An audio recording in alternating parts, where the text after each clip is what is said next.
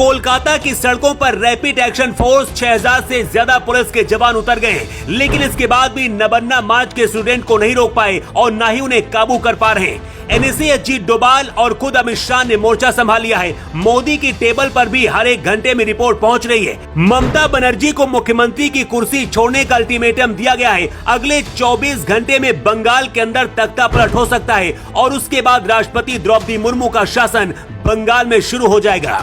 बंगाल के CM house जहां पर ममता बनर्जी छुपकर बैठी हैं, वहां पर भी छात्र घिराव कर रहे हैं और स्पेशल हेलीकॉप्टर से कोलकाता छोड़कर दिल्ली ममता बनर्जी भाग कर आ सकती हैं।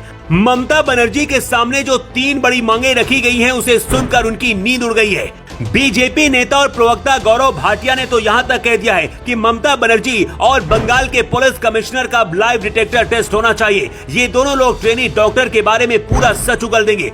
भाटिया ने कहा कि अगर देश में कोई तानाशाह है तो वो तानाशाह ममता बनर्जी है। सच सामने आना चाहिए। जांच एजेंसी सीबीआई को ममता बनर्जी और पुलिस कमिश्नर का पॉलीग्राफ टेस्ट करना चाहिए।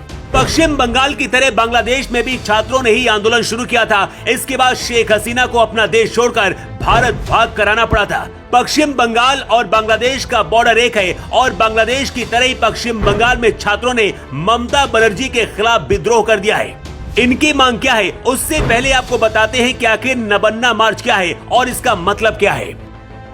नबन्ना एक बिल्डिंग का नाम है और ये पश्चिम बंगाल के हावड़ा में है। दरअसल प्रदेश के सचिवालय की बिल्डिंग को नबन्ना भवन कहा जाता है। ये 14 मंजिला इमारत है जिसमें पश्चिम बंगाल सरकार के ऑफिस है। ये नीले और सफेद कलर की बिल्डिंग है। बताया जाता है कि इसके टॉप फ्लोर पर पश्चिम बंगाल के मुख्यमंत्री का ऑफिस है और 13वीं मंजिल पर गृह सचिव का ऑफिस है।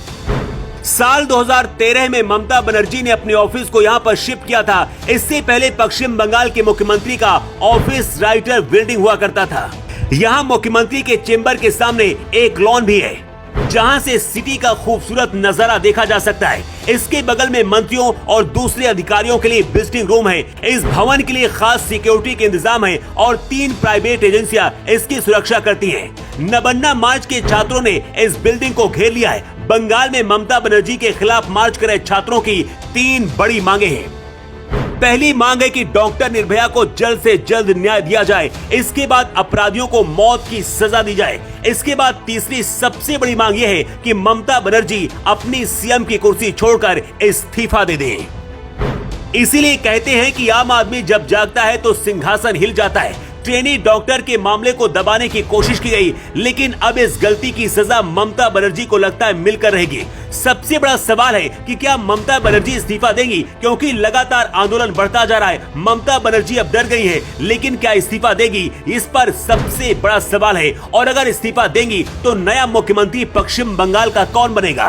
पश्चिम बंगाल से हर एक घंटे की रिपोर्ट मोदी शाह के पास पहुँच रही है। बंगाल के राज्यपाल आनंद बोस ने भी अपनी रिपोर्ट दिल्ली भेज दी है। उधर एस जयशंकर और अजीत डोभाल पूरी तरह से नजर रख रहे हैं। खुफिया एजेंसियां भी अलर्ट हैं।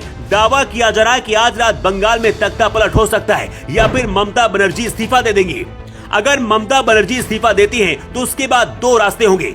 या तो बंगाल में राष्ट्रपति शासन कुछ महीने के लिए लगा दिया जाएगा या फिर बीजेपी अपना मुख्यमंत्री बनाएगी।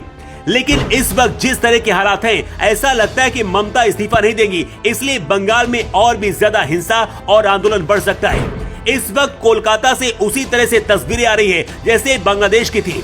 सबसे बड़ा सवाल है कि आखिर मोदी शाह किस बात का इंतजार कर रहे हैं और सेना को क्यों अभी तक बंगाल में नहीं उतारा गया। बंगाल में इस वक्त जिस तरह के हालात हैं, अभी तक तो राष्ट्रपति शासन भी लगा देना चाहिए। वैसे आपकी राय क्या है, क्या राष्ट्रपति शासन बंगाल में लगना चाहिए? अपनी राय कमेंट करके जरूर बताएं।